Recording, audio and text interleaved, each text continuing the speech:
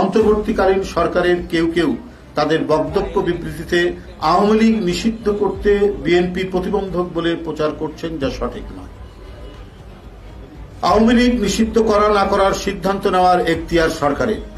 বিএনপির উপর দায় চাপানো দুঃখজনক। পতিত আওয়ামী লীগ সরকার যখন জামাত নিষিদ্ধ করেছিল তখন আমরা প্রতিবাদ করেছি, বাংলাদেশ জাতীয়তাবাদী দল প্রতিবাদ করেছে। আমরা আশা করব অন্তর্বর্তী সরকারের পক্ষ থেকে প্রধান উপদেষ্টা সহ অন্যান্য উপদেষ্টারাও এমন কোনো বক্তব্য দেওয়া উচিত হবে না যাতে গণতান্ত্রিক শক্তি দুর্বল হয় বা আমাদের ঐক্যে ফাটল হয়।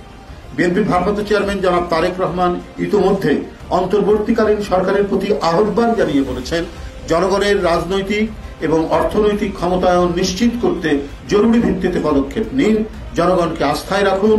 জনগণকে হাজারো ছাত্র জনতার রক্তের উপর স্বৈরাচার বিরোধী জাতীয় ঐক্য গড়ে উঠেছে। সরকারের কোনো কাজ কিংবা কথা যেন ছাত্র জনতার ঐক্যে ফাটল ধরার কারণ না হয়, সেই বিষয়ে সরকারকে বিচক্ষণতার পরিচয় দিতে হবে।